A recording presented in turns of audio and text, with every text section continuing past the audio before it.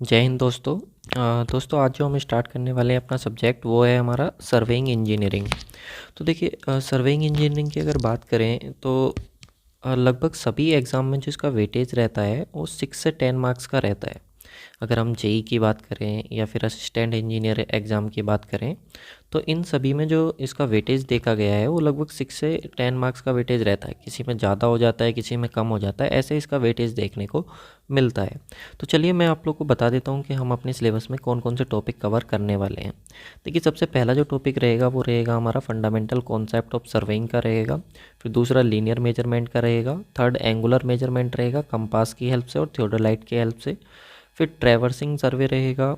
Next levelling रहेगा। उसके बाद area, calculation of area and volume, इसको हम अपना एस्टिमेशन एंड कॉस्टिंग में भी डिस्कस करते हैं। तो एस्टिमेशन एंड कॉस्टिंग में यहाँ पे भी दो दो बार इसको पढ़ लेंगे। टैकोमेट्रिक सर्वे रहता है हमारे पास, कर्व रहता है, फोटोग्रामेट्रिक सर्वे रहता है, प्लेन टेबल एंड ट्रैंगुलेशन सर्वे रहता है और फील्ड एस्ट्रोनॉमी रहती है। मेनली यहाँ से हमारे क्वेश्चंस फ्रेम होते हैं। जो कॉम्पिटिटिव एग्जाम होते हैं उनमें एजे में यहाँ से ही क्वेश्चन अधिकतर देखने को मिलते हैं। तो चलिए पहला टॉपिक हम अपना देखेंगे, उससे पहले हम समझेंगे कि सर्वेइंग है क्या। बस लास्ट तक आप वीडियो को देखते रहो, कंटेंट का अंदाज़ा आप लोग को खुद हो जाएगा कि किस लेवल का कंटेंट है और कैसे आप लोग को ये हेल्पफुल होगा एग्ज़ाम को क्रैक करने में, क्योंकि यहाँ पे वन लाइनर की फॉर्म में आप लोग को सारी चीज़ें देखने को मिल जाएंगी। देखिए सर्वेइंग है क्या। सबसे पहले सर सर्वे हम पढ़ते क्यों हैं, सर्वेइंग है क्या। देखिए पहली चीज़ तो हमारा सिविल इंजीनियरिंग का वन सब्जेक्ट हो जाता है। फिर उसके बाद हमारा इसका रोल रहता है बहुत। हमारा अगर कोई भी साइट है, ठीक है, कहीं पर भी साइट पे अगर हम इन्वेस्टिगेशन करने जा रहे हैं तो सबसे पहले अगर कोई भी हमें डैम कंस्ट्रक्ट करना है, कोई भी बिल्डिंग बनानी, तो सबसे पहला जो स्टेप होता है वो सर्वेइंग से ही वहाँ पे आप लोग का स्टार्ट होता है। तो सर्वेइंग है क्या, determine the relative position on above और beneath the surface of earth by mean direct and indirect measurement of distance, direction and elevation. देखिए मान लीजिए कि हमारे पास अर्थ सरफेस है। इस अर्थ सरफेस पे किसी भी पॉइंट पर किसी की भी लोकेशन पता करना, चाहे उसकी डिस्टेंस वाई हो, चाहे डायरेक्शन वाई हो, चाहे एलिवेशन वाई हो, या फिर अर्थ की सरफेस के नीचे हो, या फिर अर्थ की सरफेस के नीचे उसकी लोकेशन हमको पता करनी हो, तो वो सब हम किसकी हेल्प से करते हैं, सर्वेइंग की हेल्प से करते हैं। अब उसके लिए कुछ डायरेक्ट और इनडायरेक्ट मेथड हम अपने फॉलो करते हैं, लेकिन ये सब करना कहाँ पर होता है, अर्थ पे। क्योंकि एक हमारे पास एस्ट्रोनॉमी सर्वे भी आता है जिसमें हम किसी भी ऑब्जेक्ट की लोकेशन को फिक्स करते हैं, लेकिन वो हम फिक्स करते हैं सन या फिर स्टार्स की रेस्पेक्ट में उसको फिक्स करते हैं, लेकिन वो भी हम अर्थ पे ही करते हैं। तो वो हमारा किसके अंदर आता है, एस्ट्रोनॉमी सर्वे के अंदर आता है। तो इस इमेज में आप देख पा रहे होगे कि यहाँ पे एक रोड का कंस्ट्रक्शन चल रहा है और इस रोड पर या तो उसकी लेंथ को या फिर उसकी लेवलिंग को यहाँ पे कहीं ना कहीं उसको मेजर करा जा रहा होगा। ठीक है, तो ये आप देख सकते हो। सेकेंड इमेज में क्या है कि अर्थ के नीचे जा कर के देखिए कुछ यहाँ पे एक डैम किया गया है, इसको डिग किया गया और उसके बाद यहाँ पे देखिए कुछ ना कुछ यहाँ पे सर्वे किया जा रहा है। तो वो डिपेंड करता है कि हमारी रिक्वायरमेंट के अकॉर्डिंग कि हमको किस चीज़ की ज़रूरत है, उसके अकॉर्डिंग हम वहाँ पे उस सर्वे को करते हैं। इसके बाद देखिए कुछ इंपॉर्टेंट पॉइंट की बात करें, अगर हम बात करें जो सर्वे ऑफ इंडिया है उसका हेड क्वार्टर कहाँ पर है, तो याद रखेंगे देहरादून में है। और कुछ टेक्निकल वर्ड है जिनका मतलब आपको ध्यान रखना है। देखिए एक प्लेन होता है, ये भी प्लेन होता है। तो इस प्लेन का मतलब क्या होता है, कोई भी फील्ड जो होगा उसको हम क्या बोलेंगे, कोई भी मैदान है, कोई भी फील्ड जो होगा उसको प्लेन लिखते हैं, PLAIN। तो इस प्लेन का मतलब तो ये होता है। लेकिन PLANE इस प्लेन का मतलब क्या होता है, तो इसका मतलब होता है फ्लैट सरफेस, समतल सरफेस। अगर आप हिंदी में वर्ड समझते हो समतल या फिर फ्लैट, तो फ्लैट सरफेस जो होती है जिसका एंगल अगर आप देखोगे तो 180 डिग्री होगा, उसको हम क्या बोलते हैं, प्लेन बोलते हैं। ठीक है, अब एक PLAN होता है, प्लान होता है, एक मैप होता है। तो प्लान और मैप में क्या डिफरेंस होता है, तो प्लान और मैप जो होते हैं दोनों के दोनों ग्राफिकल रिप्रेजेंटेशन होते हैं। ध्यान से सुन लेना, प्लान और मैप ये टेक्निकल वर्ड ही हैं जो हमको थोड़ा सा परेशान करेंगे। प्लान और मैप जो होते हैं वो दोनों के दोनों का मतलब क्या होता है, ग्राफिकल रिप्रेजेंटेशन होता है। लेकिन अगर प्लान की बात करें तो वो लार्ज स्केल पर होता है, क्योंकि वो ऑन द साइट होता है, साइट पर उसको एग्जीक्यूट कर रहे होते हैं। और मैप जो होता है वो ऑन द स्मॉल स्केल पर रिप्रेजेंट करा जाता है, जो कि मैप पर होता है, सॉरी पेपर पर होता है। कहाँ पर होता है, ये पेपर पर होता है। ठीक है, तो याद रखेंगे ये पेपर पर होता है आप लोग का, और ये कहाँ पर होता है आप लोग का, जो प्लान होता है ये ऑन द साइट होता है, ये साइट पर होता है। तो इसलिए लार्ज स्केल पे यूज होता है वो प्लान होता है, और जो स्मॉल स्केल को रिप्रेजेंट करता है वो मैप होता है। क्लियर है, ये 2 पॉइंट याद रखना। 1 फीट में जो होते हैं वो 12 इंचेज होते हैं, और 1 इंच में जो होते हैं वो 2.5 सेंटीमीटर होते हैं, 2.54 सेंटीमीटर होते हैं। ठीक है, चलिए बात करते हैं सर्वे की। सर कितने तरीके के सर्वे होते हैं हमारे पास? तो हमारे पास भाई सर्वे जो होता है मेनली अगर हम क्लासीफाई करें तो बहुत तरीके के सर्वे होते हैं, लेकिन प्राइमरी 2 टाइप्स के सर्वे हमको देखने को मिलते हैं। एक हमारे पास होता है प्लेन सर्वे, एक होता है हमारे पास जियोडेटिक सर्वे। प्लेन सर्वे अभी बताया था ना, जो किसको रिप्रेजेंट करे, फ्लैट सरफेस को, जो किसको रिप्रेजेंट करे, फ्लैट सरफेस को। ठीक है, इस चीज़ को ध्यान रखना, प्लेन सर्वे। और PLAIN क्या था, फील्ड, जो किसी फील्ड को रिप्रेजेंट करता है। ठीक है, तो इन पर कन्फ्यूज़ नहीं होना है, दोनों क्लियर रखेंगे टर्म अपने। प्लेन सर्वे क्या होता है? देखिए प्लेन सर्वे को हम इंजीनियरिंग प्रोजेक्ट के लिए यूज करते हैं। सबसे पहले जो प्लेन सर्वे होता है, जो इंजीनियरिंग प्रोजेक्ट होते हैं जनरली हमारे, उनके लिए हम इसको यूज करते हैं। और इसमें कर्वेचर ऑफ अर्थ जो होती है उसको कंसिडर नहीं करके चलते। इसमें होता क्या है, प्लम्बोब लाइन जो होती हैं वो एक दूसरे के पैरेलल होती हैं। इसको मैं डायग्राम की हेल्प से भी बताऊँगा अभी आपको, प्रॉपर इसमें डायग्राम भी इंक्लूड करे गए हैं। ठीक है, अभी डायग्राम से ही बता दूंगा। Use for small area, small area के लिए यूज करते हैं जनरली। जो हम इसमें देख के चलते हैं, जो एरिया होता है हमारा वो लेस देन होना चाहिए 195.5 किलोमीटर स्क्वायर। अगर इससे कम एरिया है तो उसके लिए हम प्लेन सर्वे को यूज करते हैं। Earth surface assume to be flat, और मैंने अभी आपको बताया था कि प्लेन का मतलब ही फ्लैट होता है। तो इसमें अर्थ सरफेस को हम कैसे एज्यूम करके चलते हैं, फ्लैट एज्यूम करके चलते हैं। अभी देखिए यहाँ पे कई बार हमें कन्फ्यूज़न रहता है इस एरिया में।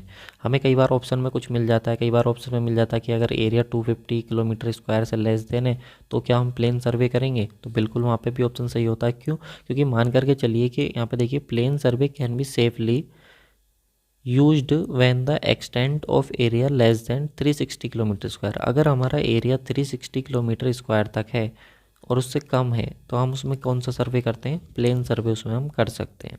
ठीक है, इसके बाद आता है नेक्स्ट जियोडेटिक सर्वे। देखिए इमेज की हेल्प से ही बताऊंगा, परेशान ना हो।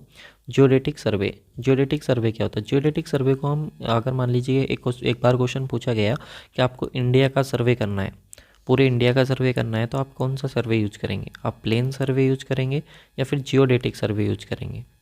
तो उसका सही आंसर क्या होता है, जियोडेटिक सर्वे। तो अगर इंडिया का सर्वे पूछ ले तो याद रखना जियोडेटिक सर्वे में किया जाता है। It is done by department of national survey of India. जो हमारा नेशनल सर्वे ऑफ इंडिया है डिपार्टमेंट, वो इसको करता है जनरली। इसमें कर्वेचर ऑफ अर्थ जो होती है वो कंसिडर करी जाती है। अब कर्वेचर ऑफ अर्थ कंसिडर करी जाएगी तो जाहिर सी बात है वाइडली एरिया के लिए यूज होगा। तो अगर एरिया बहुत ज़्यादा हो तो उसके लिए भी हम इसको यूज करते हैं। कितने से ज़्यादा? एरिया 195.5 किलोमीटर स्क्वायर से ज़्यादा है तो हम इसको यूज करते हैं।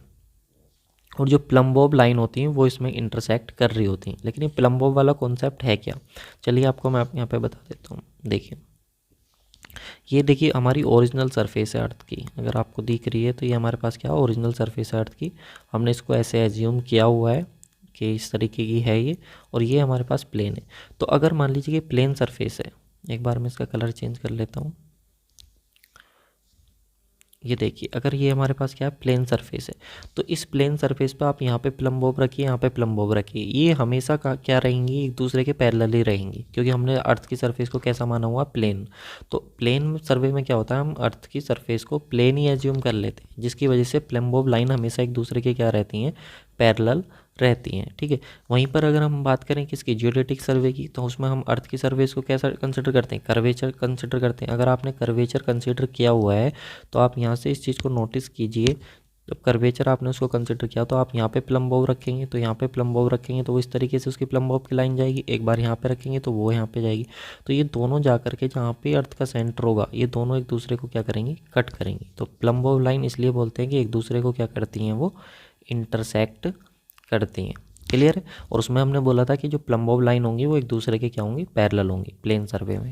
तो इस तरीके से आप लोगों का होता है प्लेन सर्वे और जियोडेटिक सर्वे। अब बात करते हैं क्लासिफिकेशन ऑफ सर्वे की, कि हमको किस किस सर्वे की ज़रूरत होती है on the basis of purpose. देखिए सर्वे का क्लासिफिकेशन है on the based of purpose.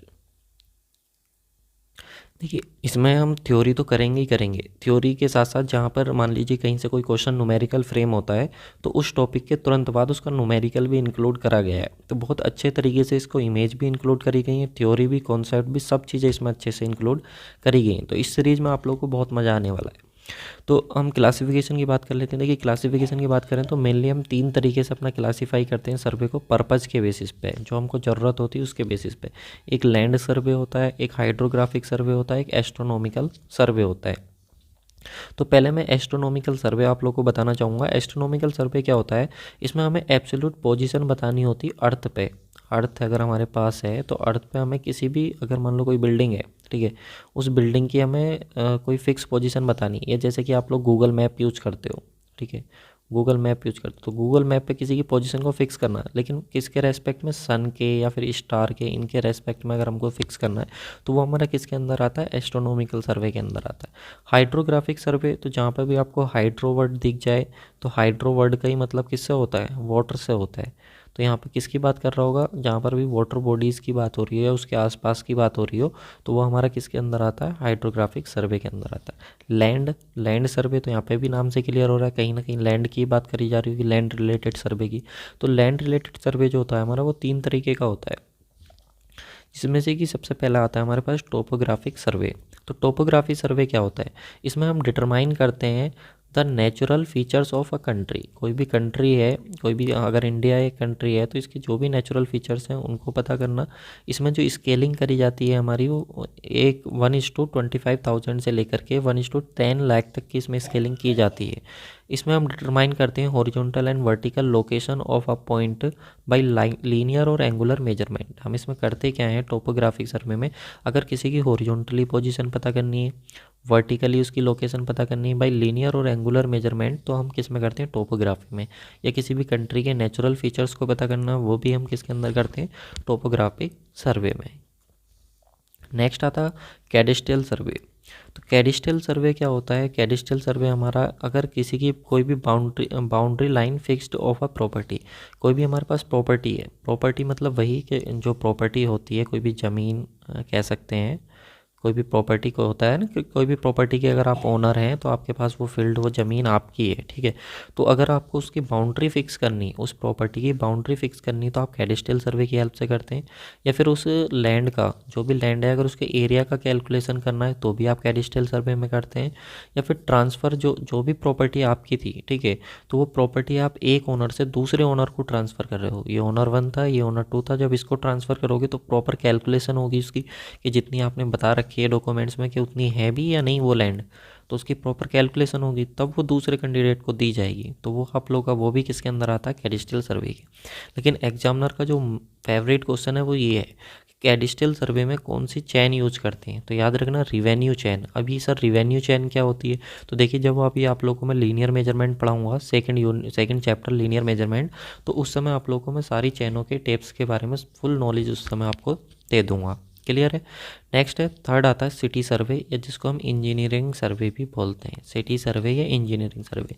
तो इसका काम क्या होता है, it is used for design and calculation of new roads railways. अगर मान लीजिए कि किसी सिटी में हमको रोड्स बनाने हैं, रेलवेज बनाने, तो उसकी पूरी डिज़ाइनिंग की कैलकुलेशन वगैरह जो होगी वो किसके अंदर आती है आप लोग की, वो सिटी सर्वे, या फिर उसको हम क्या बोलते हैं, इंजीनियरिंग सर्वे बोलते हैं। तो ये ऐसे ही क्वेश्चन फ्रेम होते हैं जैसे मैं आप लोग को बता रहा हूँ।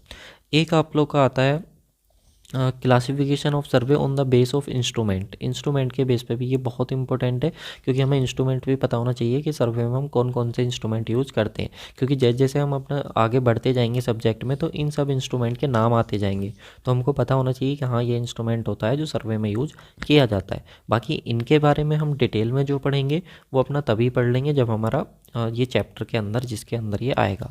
सबसे पहला चैन सर्वे, तो लीनियर मेजरमेंट के लिए यूज करा जाता है। उसके बाद थियोडेलाइट सर्वे होता है, ट्रैवर्स सर्वे होता है, ट्रैंगुलेशन सर्वे होता है, टैकोमेट्रिक सर्वे होता है, प्लेन टेबल सर्वे होता है, फोटोग्रामेट्रिक सर्वे होता है, एरियल सर्वे होता है। ये सब के सब सर्वे हम पढ़ते हैं, उन सभी से एक एक क्वेश्चन कहीं ना कहीं से बनता है।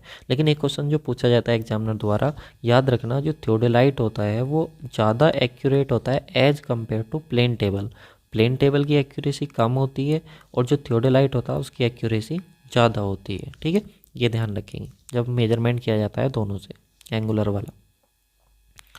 नेक्स्ट आता है आप लोग के पास principle of survey. Principle of survey में हम देखें तो हमारे पास दो टाइप्स के प्रिंसिपल होते हैं इसके। एक होता है work from whole to part, एक होता है location of a point with respect to to reference point. यानी कि फर्स्ट वाला क्या कहता है, फर्स्ट वाला कहता है कि मान लीजिए कि आपके पास कोई भी एक एरिया था, देखिए ये आपके पास एरिया था इस तरीके का, एक कॉम्प्लेक्स सा एरिया था। अब हमें इसका क्या है, एक ये हमारे पास लैंड थी जो कॉम्प्लेक्स सी लैंड थी और हमें इसका एरिया कैलकुलेट करना था, जो कि हमें कैलकुलेट करना बहुत टिपिकल हो रहा था। तो हमने एक पॉइंट लिया और हमने इसको क्या करा, स्मॉल स्मॉल जोन में डिवाइड कर लिया। इस तरीके से स्मॉल स्मॉल जोन में हमने इसको डिवाइड कर लिया। तो हमारा जो पूरा होल पोर्शन था उसको हमने पार्ट्स में डिवाइड कर लिया।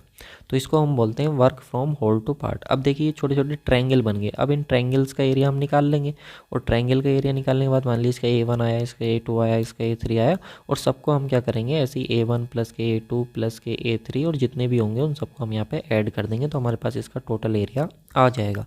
तो इसको हम बोलते हैं work from whole to part. एक होता है हमारे पास हमें किसी की लोकेशन को, किसी भी पॉइंट की लोकेशन को इंडिकेट करना होता है टू रेफरेंस पॉइंट की हेल्प से। तो हम उसको हम कर सकते हैं चैनिंग की हेल्प से, ट्रेवर्सिंग की हेल्प से, ट्रैंगुलेशन की हेल्प से और ऑफसेट की हेल्प से। मान लीजिए कि हमारे पास A और B दो पॉइंट पता थे, तो हम C पॉइंट हमको लोकेट करना था तो चैन की हेल्प से हम इसको लोकेट कर देंगे। एक हमारे पास ट्रेवर्सिंग की हेल्प से A और B पॉइंट हमको पता थे, C हमें लोकेट करना, तो हम एंगल लेकर के भी उसको लोकेट कर सकते हैं। ऐसे ही हम उसको A और B पता थे तो A पॉइंट से भी हम एंगल लेकर के उसको डोनेट कर सकते हैं। एक ट्रैंगुलेशन होता है कि प्रॉपर ट्रायंगल बना दिया जाए दोनों एंड से और तब उसको लोकेट कर दिया जाए।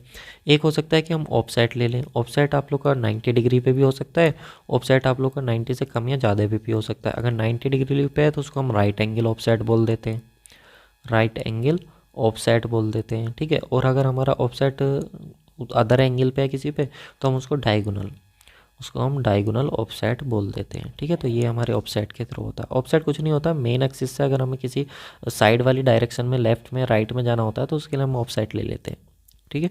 चलिए अब आता है कुछ स्पेशल पॉइंट्स जो कि हमारे पूछे जाते हैं। स्पेशल पॉइंट ये हैं तो एग्जाम में पूछे जाएंगे। इसमें बोला कि archaeological survey is done to collect the information about the old and relic structure. Archaeological survey कौन सा होता है? तो आर्कोलॉजिकल सर्वे जो होता है आप लोग का, अगर कोई भी ओल्ड या फिर नेलिक स्ट्रक्चर है उसकी अगर इन्फॉर्मेशन को कलेक्ट करना है, जैसे कि ताजमहल वगैरह है, रेड फोर्ट है, तो ये सब कैसी हैं, ओल्ड स्ट्रक्चर हैं। तो अगर इनकी इंफॉर्मेशन कलेक्ट करनी है तो वो किस में आती है, आर्कियोलॉजिकल सर्वे में आती है। या फिर आपने पढ़ा होगा इंडस वैली सिविलाइजेशन, अगर हिस्ट्री में याद हो तो इंडस वैली सिविलाइजेशन हम पढ़ते हैं, तो उसके बारे में अगर कोई इन्फॉर्मेशन कलेक्ट करनी है तो वो भी हमारा किस में आएगा, आर्कियोलॉजिकल सर्वे ऑफ इंडिया में। अगला आता है reconnaissance survey is a kind of preliminary survey which is performed to find out method of survey to be adopted and its rough cost। अगर मान लीजिए कि हमें कोई भी सर्वे करना है तो उस कोई भी हमारे पास लैंड है इसका हमें सर्वे करना है, तो अगर हमें इसका सर्वे करना है तो इसका सर्वे करने के लिए हमें कौन सा तो मेथड अडोप्ट करें, कौन सा तो मेथड अडोप्ट करें जो अच्छा होगा, और इसकी रफली इसमें कितनी कॉस्ट आ जाएगी, रफली इसमें कितनी कॉस्ट आ जाएगी, ये दोनों चीज़ें जब करी जाती हैं तो उसको हम क्या बोल देते हैं, रेकोनियन सर्वे उसको हम बोल देते हैं, ठीक है। अच्छा इसका करेक्ट सीक्वेंस क्या होता है करने का, तो करेक्ट सीक्वेंस जो होता है सर्वे का, सबसे पहले ट्रैफिक सर्वे आता है, फिर रेकोनियन सर्वे आता है, फिर प्रीलिमिनरी सर्वे आता है, फिर detailed survey and location survey आप लोग का आता है। तो ये चारों पॉइंट भी आप याद रखना सीक्वेंस वाइज, ठीक है। इसको कैसे याद रखोगे, देखिए टीआरपी जो होती है वो उन्हीं न्यूज़ चैनल्स की बढ़ती है, टीआरपी उन्हीं न्यूज़ चैनल्स की बढ़ती है जो डिटेल में न्यूज़ देते हैं, जो डिटेल में न्यूज़ देते हैं, डिटेल न्यूज़ देते हैं। तो टीआरपी ट्रैफिक सर्वे, रेकोनियन सर्वे, प्रिलिमिनरी सर्वे और डिटेल से आप लोग हो गए डिटेल सर्वे, न्यूज़ का कोई रोल नहीं है इसमें, ठीक है। ऐसे करके आप इसको याद रख सकते हैं। इसके बाद आता है scale of map. Sir scale क्या होती है, देखिए बेसिक तो मैंने आप लोग को बता दिया, अब बात आती है स्केल क्या होती है। उससे पहले मैं आप लोग को बता देता हूँ, देखिए जैसे ये नोट्स मैंने प्रिपेयर करे हैं, इन सभी नोट्स की आप लोग को PDF, वीडियो लेक्चर्स, ठीक है, सभी कॉन्सेप्ट, सभी क्वेश्चंस प्रीवियस ईयर के, ये सब आप लोग को हमारे टेलीग्राम चैनल पर मिल जाएगा, VIP सिविल गुरु, VIP सिविल गुरु, जिसकी जो लिंक है वो मैं आप लोग को डिस्क्रिप्शन बॉक्स में दे रहा हूँ। और इस कोर्स की जो प्राइस, भले ही ये मैंने वन लाइनर की फॉर्म में रखा है, वन लाइनर के नाम से रखा है, लेकिन यहाँ पे देखो मैं कोई भी चीज़ स्किप नहीं कर रहा हूँ जो एग्जाम में पूछी जाती है। और इसका प्राइस पता है कितना है, सिर्फ और सिर्फ 499 रुपीज़, ठीक है। 499 रुपीज़ में ये अभी आपको मिल रहा है, बाद में इसका प्राइस बढ़ जाएगा। तो जितना जल्दी हो सके जा करके इसको बाई कर लो कोर्स को, क्योंकि यार इससे ज़्यादा तो 500 रुपीज़ फीस तो हम पर मंथ 10th और 12th में दे देते थे ट्यूशन की, जो ट्यूशन फ़ी होती थी 10th क्लास की या 12th क्लास की, वो हम दे देते थे, और इतनी रुपीज़ में हमको ऐसा कंटेंट मिल रहा है, यही बहुत बड़ी बात है। तो अगर आप चाहते हो कि ऐसा कंटेंट आपको मिले और ऐसे कंटेंट से आप पढ़ो और आपका सिलेक्शन हो, तो ज़रूर यार जा कर के एक बार विज़िट करो। आप लोग को डिस्क्रिप्शन बॉक्स में वहाँ पे लिंक मिल जाएगी, टेलीग्राम, उसकी टेलीग्राम की भी, सब चीज़ें आपको लिंक मिल जाएगी। तो वहाँ से जा कर के एप्लीकेशन डाउनलोड करके बाई कर लो प्राइस बढ़ने से पहले पहले, क्योंकि ये सारी चीज़ें आप लोगों को, सभी नोट्स, ये सब आप लोग को बहुत हेल्प करेंगे एग्ज़ाम टाइम में, ठीक है। चलिए नेक्स्ट हम जाते हैं, स्केल ऑफ अ मैप की बात करते हैं। स्केल होती क्या है, सबसे पहले स्केल है क्या। तो स्केल आप लोग के रिप्रेजेंट करती है ग्राउंड डिस्टेंस को मैप पर, यानी कि ग्राउंड पे, अगर ये हमारे पास ग्राउंड है और इसका हमने ये मैप बनाया है, तो ये जो डिस्टेंस ए बी है, इसको हम मैप पर रिप्रेजेंट कर रहे हैं ए बी, ठीक है। तो ये ग्राउंड की डिस्टेंस को मैप पर रिप्रेजेंट करना ही क्या होता है, स्केलिंग होती है, सही है। अगर हम इसको डिफाइन करें कैसे, तो स्केल हो जाएगी map distance upon ground distance. Ground पे जो डिस्टेंस है वो मैप पे कितनी है, वो हमारे पास क्या हो जाएगी, स्केल हो जाएगी। क्लियर। यहाँ पे नोट पॉइंट हमारे पास ध्यान रखना, कुछ note point. A good draft man can plot a length with accuracy with in 0.25 mm।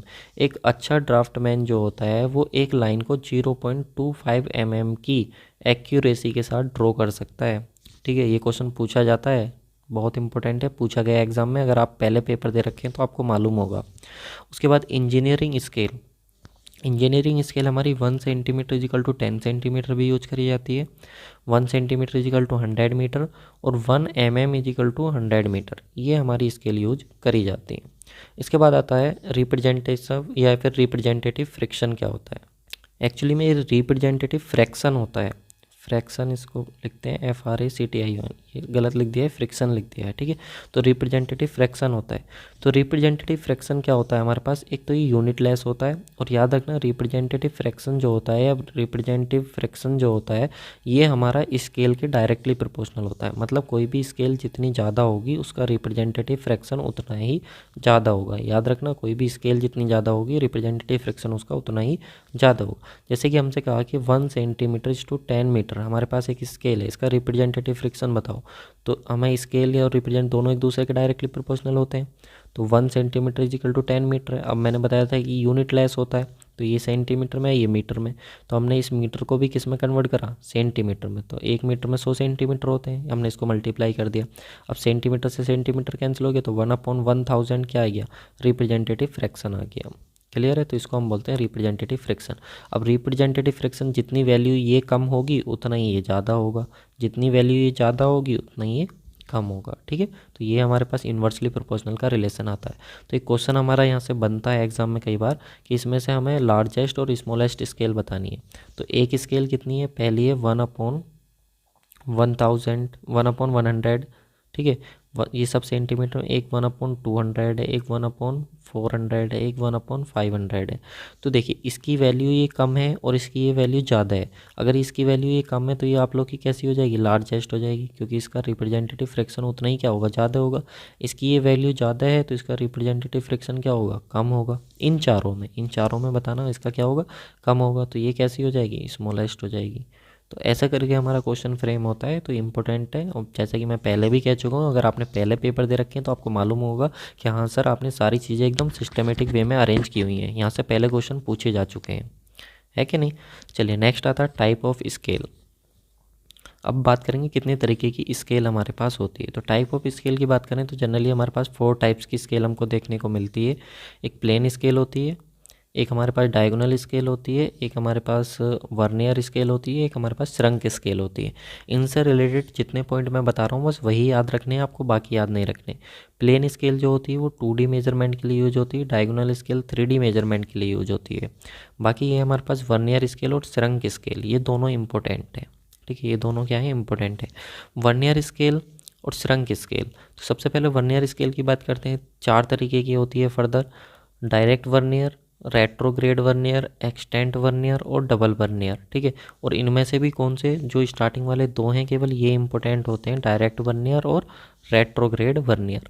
अब देखो होता क्या है, डायरेक्ट वर्नियर अभी मैं आप लोग को बताऊंगा सारी चीज़ें, इसमें बस ये याद रखना n division of vernier scale, n division of vernier scale equal होते हैं n-1 division of main scale के, डायरेक्ट वर्नियर में, n division of vernier scale equal होते हैं n+1 division of main scale के रेट्रोग्रेड वर्नियर में, n division of vernier scale equal होते हैं 2n-1 division of main scale.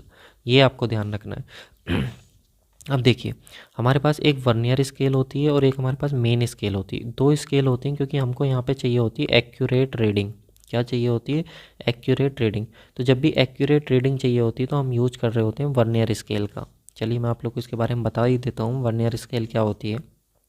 देखिए, it is the secondary unit, जो vernier scale है, it is the secondary unit of main scale and used for exact measurement. अगर हमको exact measurement चाहिए होता है, जैसे कि कोई भी है वो 20.25 आ रहा है, 25.25 मीटर आ रहा है, इसका मतलब 20 जो होगी वो मेन स्केल की रीडिंग होगी और 2.5 जो होगी ये आप लोग की वर्नियर स्केल की रीडिंग होगी। तो यहाँ पे हमको एग्जैक्ट वैल्यू उसकी मिल गई। तो एग्जैक्ट मेजरमेंट में क्या होता है, मेन स्केल की रीडिंग आ जाती है और वर्नियर स्केल की रीडिंग आप लोग की आ जाती है। तो यहाँ पे देखो, ये मैंने एक वर्नियर स्केल भी आप लोग के लिए यूज़ करा है, तो वो कुछ इस तरीके का होता है। इसमें अगर ऊपर वाले पोर्शन में रीडिंग आ रही है तो वो किसकी हो जाएगी, मेन स्केल की, जिसको हम एस बोलेंगे।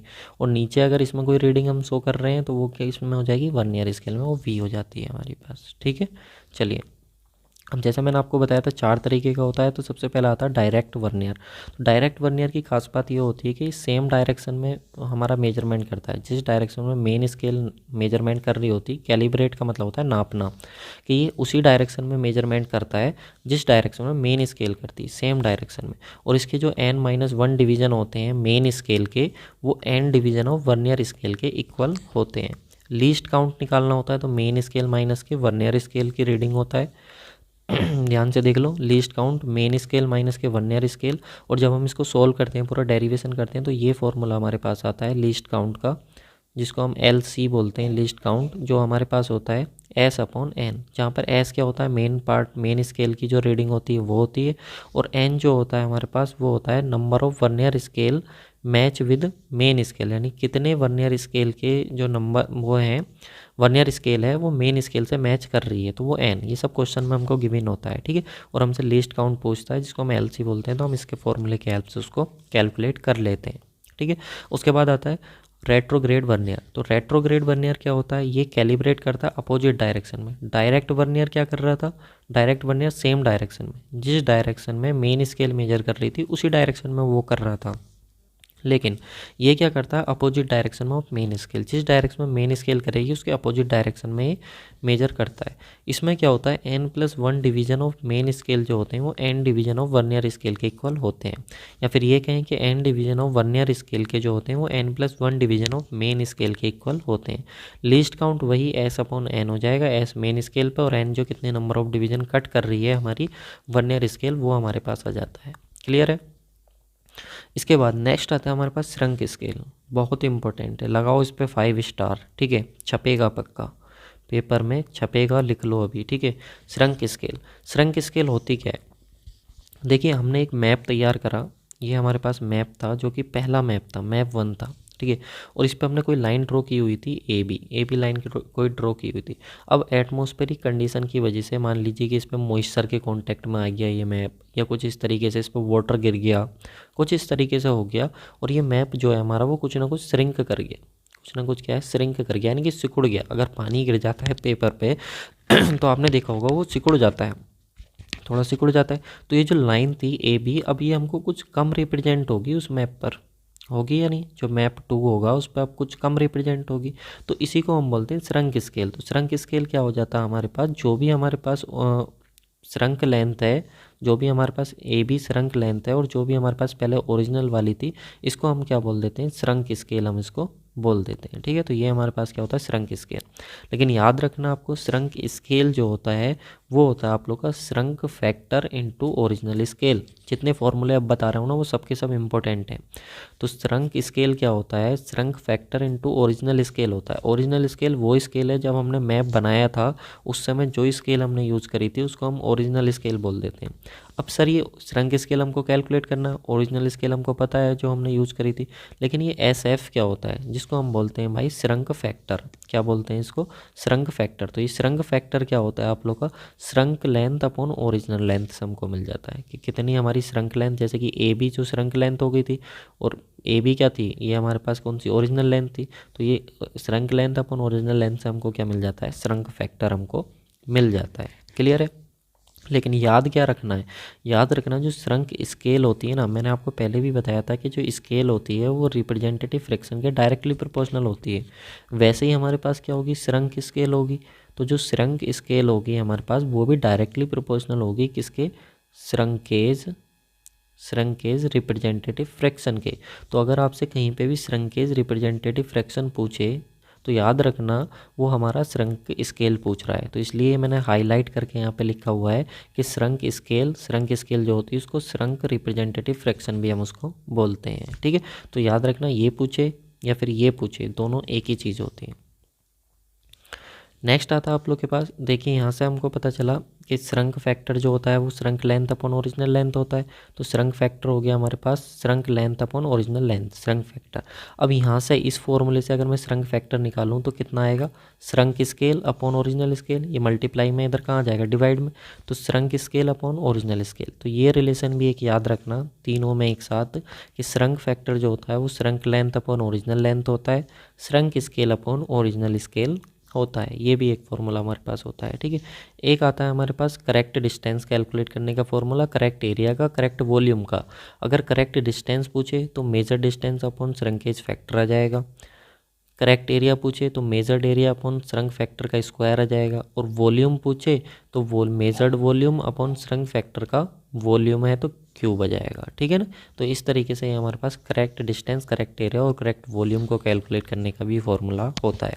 आई होप आप लोग को क्लियर हुआ होगा। ठीक है, तो इस टॉपिक से जो अभी टॉपिक मैंने आप लोग को पढ़ाया है इससे न्यूमेरिकल बनता है इससे न्यूमेरिकल प्रॉब्लम बनता है, चाहे वो जेई का एग्ज़ाम हो या फिर एई का एग्ज़ाम हो। तो इसका न्यूमेरिकल मैंने इंक्लूड किया है, वो मैं आप लोग को अभी करा दूं या बाद में कराऊं, चलो वो बाद में कराता हूँ। ठीक है, पहले आप ये देख लो, थ्योरी वाला पोर्शन देख लो। अब नेक्स्ट आता है हमारे पास, हमारी कुछ स्केल्स होती हैं जो जूनियर इंजीनियर एग्जाम में डायरेक्ट पूछी जाती हैं। जैसे कैडिस्टल मैप के लिए कौन सी स्केल यूज़ करते हैं, तो 1 सेंटीमीटर इक्वल टू 5 मीटर से लेकर के 0.25 किलोमीटर तक। टोपोग्राफिक के लिए, बिल्डिंग के लिए,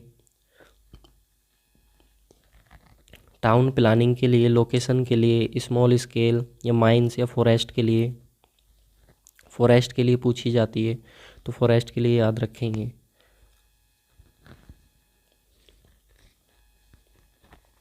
ये जो तीन मैंने आप लोग को बताई ये तो आपको याद रखनी है। ठीक है, बिल्डिंग के लिए 1 सेंटीमीटर इजिकल टू 10 मीटर होता है, और कैडिस्टल बॉडी के लिए, कैडिस्टल जो किसी की प्रॉपर्टी लाइन की बाउंड्री फिक्स करनी होती है तो उसमें 1 सेंटीमीटर इजिकल टू 5 मीटर तक लेते हैं, और फॉरेस्ट के लिए हम 1 सेंटीमीटर इजिकल टू 0.25 किलोमीटर तक हम लेते हैं। तो ये तीन तो आपको याद रखनी, क्योंकि तीन ये प्रीवियस ईयर में पूछी जा चुकी हैं अलग अलग एग्जामिनेशन में, तो इसलिए ये तो आपको याद रखनी है। ठीक है, एसएससी जेईई में पूछी गई थी फॉरेस्ट वाली, तो ये इंपॉर्टेंट है। बाकी आपको ये नोट्स में मिल ही जाएगा, तो जो आपको लगे वो आप कर लेना उसको। ठीक है, अब आता है एरर और मिस्टेक्स। ठीक है, एरर और मिस्टेक से भी हमारा क्वेश्चन बनता है, तो एरर और मिस्टेक भी हम एक बार पढ़ लेते हैं। तो एरर सबसे पहले समझते हैं, एरर और मिस्टेक होता क्या है। देखिए, एरर होता है it is arise due to physical condition of instrument like temperature at the time of measurement और ह्यूमन आई लिमिटेशन। तो होता क्या है कि कई बार मान लीजिए कि हमारी जो चैन है, सपोज चैन सर्वे हम करने के लिए गए, लेकिन चैन जो डिज़ाइन हुई है हमारी, वो डिज़ाइन हुई है 24 डिग्री सेंटीग्रेड के लिए, लेकिन जिस दिन आप सर्वे करने के लिए गए तो उस दिन टेम्परेचर था मान लीजिए 30 डिग्री सेंटीग्रेड, उस दिन टेम्परेचर ज़्यादा था। तो अब टेम्परेचर ज़्यादा हो गया तो यानी कि फिजिकल कंडीशन चेंज हो गई इंस्ट्रूमेंट की, डिज़ाइन तो वो इसके लिए करा गया था और हो गया वो, हमने मेजरमेंट ले लिया इस टेम्परेचर पे, तो ये जो आएगी हमारी इसको हम बोलेंगे एरर। और कई बार ये ह्यूमन आई इंटीमेशन की वजह से भी हो जाता है, लिमिटेशन नहीं इंटीमेशन होगा, कई बार ह्यूमन आई में जो डिफेक्ट होता है उसकी वजह से भी हमारी जो आती है उसको हम क्या बोलेंगे, एरर बोलेंगे। ठीक है, उसके बाद आती है मिस्टेक। तो mistakes are caused by misunderstanding of the problem, poor judgement, carelessness, these can be corrected only if discovered. जो मिस्टेक्स होती हैं वो तभी आप लोग उसको डिस्कवर कर सकते हो जब आपको पता हो अगर आपको नहीं पता है तो आप नहीं कर सकते। ये आती किस वजह से है, मान लीजिए पुअर जजमेंट है, आपको प्रॉपर तरीके से सर्वे करना नहीं आता है, आप चले गए सर्वे करने, तो वहाँ पे आप लोगों से गलती हो जाएगी। केयरलेसनेस, आप सीरियस होकर सर्वे नहीं कर रहे हो, आप ऐसे ही उसको सर्वे को कर दे रहे हो, तो इन वजह से जो आती है वो मिस्टेक होती है। और जो फिजिकल कंडीशन की वजह से आती है इंस्ट्रूमेंट की, उसको हम क्या बोलते हैं, एरर बोलते हैं। ठीक है, तो याद रखेंगे इस चीज़ को। और एरर और करेक्शन, आप लोग का एरर याद रखेंगे, मेजर्ड वैल्यू माइनस के ट्रू वैल्यू। मान लीजिए ट्रू वैल्यू आप लोग की 20 थी, मेज़र करके आप 20.25, तो दोनों का डिफरेंस लेंगे तो कितना आएगा 0.25, तो 0.25 क्या आएगा आप लोग का एरर आएगा। ठीक है, करेक्शन, करेक्शन आप लोग याद रखेंगे, करेक्शन ट्रू वैल्यू माइनस के मेजर्ड वैल्यू होता है।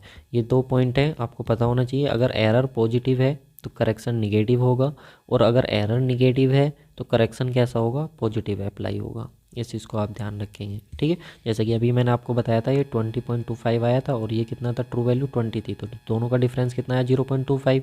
तो यहाँ पे जो एरर है हमारे पास, एरर कैसा आया मेरे पास, पॉजिटिव आया, 0.25 पॉजिटिव आ रहा। तो करेक्शन कैसा होगा, करेक्शन मुझे निगेटिव लगाना पड़ेगा। तो करेक्शन निगेटिव लगाने के लिए मैं क्या करूँगा, 0.25 में से 0.25 को माइनस कर दूंगा, तो 20 जो बचेगा वो मेरे पास क्या आ जाएगी, ट्रू वैल्यू आ जाएगी। ठीक है, तो ये मतलब होता है इसका। तो एरर और ये भी पॉजिटिव निगेटिव हो सकता है और करेक्शन भी पॉजिटिव निगेटिव हो सकता है। ठीक है, इस तरीके से आपको ये पढ़ना है। इसके बाद क्या होता है, कुछ हमारे एरर होते हैं जिसको हम बोलते हैं मोस्ट प्रोबेबल वैल्यू। तो मोस्ट प्रोबेबल वैल्यू क्या होती है, the value that has more chance of being the correct value. यानी कि कोई एक वैल्यू है, जो आप वैल्यू लेकर के आए, रीडिंग लेकर के आए, तो उस वैल्यू को करेक्ट करने के कितने चांसेज हैं। अगर जितने ज़्यादा से ज़्यादा चांसेज होते हैं उसको करेक्ट करने के, उसको हम बोल देते हैं मोस्ट प्रोबेबल वैल्यू। सही है। अब ये क्या है हमारा, इसको हम निकालते हैं। प्रोबेबल एरर जो होता है एक सिंगल ऑब्जर्वेशन के लिए होता है, और एक प्रोबेबल एरर जो होता है वो मीन ऑब्जर्वेशन के लिए होता है। तो ये फॉर्मूले याद रखना, कई बार ये एई में, असिस्टेंट इंजीनियर में ये फॉर्मूले पूछ लिए जाते हैं, जेई में तो नहीं पूछता है। तो यहाँ पे न्यूमेरिकल फ्रेम हो जाता है कई बार असिस्टेंट इंजीनियर में। तो याद रखेंगे सिंगल ऑब्जर्वेशन में प्लस माइनस के 0.6745 अंडर रूट में summation of v square upon n-1, और यहाँ पे मीन ऑब्जर्वेशन में 0.6745 under root summation of v square n(n-1). अब ये सर v और n क्या है, तो n तो होता है हमारे पास नंबर ऑफ ऑब्जर्वेशन। जब हम सीरीज़ में ऑब्जर्वेशन करते जा रहे हैं तो हमने कितने ऑब्जर्वेशन लिए वो हो जाता है। और यहाँ पे हमारे पास v क्या हो जाता है, difference between single observation and mean. जो हम सिंगल और मीन ऑब्जर्वेशन निकालेंगे, सबका सिंगल निकालेंगे और सबका मीन निकालेंगे, तो सिंगल और मीन का डिफरेंस लेंगे, फिर उसका हम एल्जेब्रिक सम कर लेंगे। ठीक है, तो वो जो आ जाता है हमारे पास वो आ जाता है v। ठीक है, और समेसन ऑफ v का मतलब उसका एल्जेब्रिक सम हम ले लेते हैं। ठीक है, माइनस वाले को भी प्लस कर देते हैं, और वैसे भी स्क्वायर है तो स्क्वायर होने की वजह से अगर कोई यूनिट हमारी या कोई नंबर निगेटिव आया तो वो पॉजिटिव हो जाएगा स्क्वायर की वजह से। ठीक है, तो कुल मिलाकर के हमको सबको ऐड ही करना होता है इसके अंदर। उसके बाद आता है एरर इन चेनिंग। देखिए ये भी टॉपिक वैसे तो लीनियर मेजरमेंट का था, लेकिन मैंने यहाँ पे थोड़ा सा इंक्लूड कर दिया, एरर एंड मिस्टेक टॉपिक था, तो इस वजह से जो हम चेनिंग करते हैं उस चेनिंग में हमें कुछ एरर देखने को मिलती है, जो होती है कंपनसेटिंग एरर और एक होती है कम्युलेटिव एरर। कंपनसेटिंग एरर जैसे कि नाम से क्लियर हो रहा, कंपनसेट होना मतलब एडजस्टेबल या रैंडम एरर हम इसको बोलते हैं, एडजस्टेबल या फिर रैंडम एरर इसको हम बोलते हैं। मान ली कि एक बार आप लोग की ये एरर बढ़ गई तो अगली बार कम हो गई, एक बार बढ़ गई तो एक बार कम हो गई, तो ऐसे करके ये प्लस माइनस करके एडजस्ट होती रहती है, तो इसको हम एडजस्टेबल एरर या फिर रैंडम एरर बोलते हैं। और इसकी जो वैल्यू होती है, जो भी आपने सर्वे लाइन मेजर की है, ठीक है, तो उसका क्या आ जाती है, स्क्वायर रूट ही आप लोग के पास आ जाती है। ठीक है, तो square root of survey line क्या होता है हमारे पास, कंपनसेटिंग एरर होता है। कम्युलेटिव एरर कौन सी होती है, कम्युलेटिव एरर हर बार तुम्हारी ऐड होती जाती है, एक मेजरमेंट लिया, दूसरा लिया, तीसरा लिया, तो ऐसे करके इसमें कुछ एरर आई, इसमें कुछ एरर आई, इसमें कुछ एरर, तो वो सब क्या होती है, कम्युलेट होती जाती है, एक जगह इकट्ठा होती जाती है। इसको हम सिस्टमेटिक एरर भी बोलते हैं, ये हमारे इंस्ट्रूमेंट की वजह से भी आती है। तो ये जो होती है एरर वो डायरेक्टली प्रोपोर्शनल होती है सर्वे लाइन के, जो भी सर्वे लाइन हमने मेजर की है। अब ये जो हमारे पास होती है कम्युलेटिव एरर, दो तरीके की होती है, एक पॉजिटिव कम्युलेटिव एरर होती है और एक होती है negative cumulative error. Positive cumulative error क्या होती है, ड्यू टू शॉर्ट चैन। अगर हमारी चैन शॉर्ट है, मान लीजिए 20 मीटर की थी, 20 मीटर की ना होकर के हमको पता चला वो 80 मीटर की थी, तो अगर शॉर्ट चैन है तो उसकी वजह से हमें क्या मिलेगी, एक्चुअल डिस्टेंस से ज़्यादा डिस्टेंस मिलेगी। इस वजह से हमारा एरर क्या होगा, ये पॉजिटिव होगा, और करेक्शन कैसा लगाएंगे, इस पर निगेटिव लगाएंगे। जैसे समझिए 100 मीटर की चैन थी, ट्रू वैल्यू तो उसकी 100 थी, तो मेजर्ड वैल्यू हमको ज़्यादा मिलेगी उसकी, क्योंकि आपने जिस चैन से मेजर कराया वो चैन कैसी थी, शॉर्ट चैन थी, तो शॉर्ट चैन करने की होने की वजह से हमको डिस्टेंस ये ज़्यादा मिल रही है। नेगेटिव कम्युलेटिव एरर क्या होता है, ये लॉन्ग चैन की वजह से होता है। इसमें लेस डिस्टेंस हमको मिलेगी, यानी कि 100 मीटर थी तो 100 मीटर ना मिल करके हमको 98 मीटर मिली। क्यों? क्योंकि हमारी चैन लॉन्ग थी। अब लॉन्ग थी तो वो ज़्यादा डिस्टेंस को मेजर करेगी, और ज़्यादा डिस्टेंस को मेजर करेगी एक बार में, तो उसकी वजह से जो ओवरऑल डिस्टेंस है वो हमको क्या मिलेगी, कम मिलेगी। ठीक है, तो यहाँ पे जो एरर होता है वो कैसा होता है, निगेटिव होता है, करेक्शन जो होता है वो पॉजिटिव होता है। ठीक है, इसमें पजल नहीं होना है। अगर मान लीजिए कि ज़्यादा मिल रहा है तो एरर पॉजिटिव है तो हम उसको माइनस कर देंगे, कम मिल रहा है तो मतलब हमारे पास क्या है कि एरर निगेटिव है तो हम उसको ऐड कर देंगे। ठीक है, तो वो हमारे पास कंप्लीट हो जाएगा। तो इस तरीके से ये हमारे पास होता है। अब ये हमारे पास कुछ क्वेश्चंस हैं, यहाँ पे इन क्वेश्चंस को एक बार देख लीजिए आप। वैसे तो ये नोट्स में आप लोग को अवेलेबल हो ही जाएंगे। एक बार मैं फिर से आप लोग को बता देता हूँ कि अगर इस कोर्स को ज्वाइन करना चाह रहे हो आप, तो केवल और केवल 499 रुपीज़ में ये आप लोग को मिल रहा है कंप्लीट कोर्स। हमारा एप्लीकेशन है VIP सिविल गुरु। आप एंड्रॉयड प्ले स्टोर पे भी सर्च कर सकते हैं, इस नाम से ये आप लोग को मिल जाएगा। इसका जो लोगो है वो हमारे चैनल के लोगो की तरह है, सेम लोगो है जिसमें येलो और ब्लैक कलर का लोगो है। तो आप जा कर के उसको परचेज़ कर सकते हो। एकदम बेस्ट कोर्स आप लोग के लिए होने वाला है। आप चाहे कहीं से भी पढ़ रहे हो यार, एक बार इसको पढ़ के देखिए, इस कंटेंट को पढ़ के देखिए, आपको मज़ा आ जाएगा सच में। ठीक है, एक नंबर कंटेंट है। और यहाँ पे अगर मैं आप लोग को बोलूँ तो 499 रुपीज़ क्या फ़ीस है यार, मतलब इतनी कम फ़ी में सिविल इंजीनियरिंग का कोर्स मुश्किल ही है कोई दे। ठीक है, चलिए नेक्स्ट आता है हमारे पास, the plan of an area has shrunk such that the original line originally 10 centimetre now measure 9.5। Original 10 centimetre थी लेकिन मेजर करेगी 9.5 centimetre. If original scale is 1 centimetre equal to 10 metre, determine the shrunk factor, shrinkage representative fraction. ध्यान से देखना, shrunk factor SF होता था, वो हमको बताना है। श्रिंकेज रिप्रेजेंटेटिव फैक्टर या फिर correct distance corresponding to measure distance 98 metre है, करेक्ट डिस्टेंस हमको बतानी है। और हमें करेस्पॉन्डिंग एरिया भी बताना है, कितना एरिया होगा अगर मेजर्ड एरिया हमारे पास 10,000 मीटर स्क्वायर है तो। चलिए मैं आप लोगों को बता देता हूँ। सबसे पहले श्रंक फैक्टर निकालेंगे तो श्रंक लेंथ अपन ओरिजिनल लेंथ, श्रंक लेंथ 9.5 दी हुई है, ओरिजिनल 10 है, तो श्रंक फैक्टर आएगा 0.95। अब श्रिंकेज रिप्रेजेंटेटिव फ्रैक्शन या इसको हम बोल सकते हैं श्रंक स्केल। मैंने बताया था ना, श्रंक स्केल या श्रंक रिप्रेजेंटेटिव फ्रैक्शन, इंपॉर्टेंट करके जो बताया था ये वही पॉइंट है। तो shrunk factor into original scale होता है। तो श्रंक फैक्टर 0.95 है, ओरिजिनल स्केल उसने दी हुई है कि 1 सेंटीमीटर जो है वो 10 मीटर के इक्वल है, तो हमने इसको ले लिया। अब मीटर को सेंटीमीटर में करेंगे तो ये आ जाएगा 1000, और इसको हम नीचे ले जाएंगे। इसके कैलकुलेशन आई होप आप लोग को आती होगी। तो जब इसको आप सोल्व करोगे तो सोल्व करने के बाद ये आप लोग के पास आ जाएगा रिप्रेजेंटेटिव फ्रैक्शन श्रंक स्केल का, जो कि 1 सेंटीमीटर इक्वल टू इतने सेंटीमीटर है। जब इसको मीटर में करेंगे तो हमारे पास ये आ जाएगा। तो श्रंकेज रिप्रेजेंटेटिव फ्रैक्शन या फिर श्रंक स्केल अगर वो पूछे तो आप इस तरीके से उसको कैलकुलेट कर लेंगे। ठीक है, इसके बाद नेक्स्ट आता है आप लोग के पास करेक्ट डिस्टेंस। तो करेक्ट डिस्टेंस जो होता है वो आप लोग के पास measure distance upon representative fraction होता है। तो मेजर डिस्टेंस 98 थी, रिप्रेजेंटेटिव फ्रैक्शन अभी हमने निकाला था, सोल्व करेंगे तो ये आ जाएगा। ऐसे करेक्ट एरिया पूछेगा तो मेजर्ड एरिया हमको गिवन होगा, जो कि गिवन है कितना 10,000, सॉरी 10,000 है, 10,000 एक जीरो और लगा लेंगे इसमें,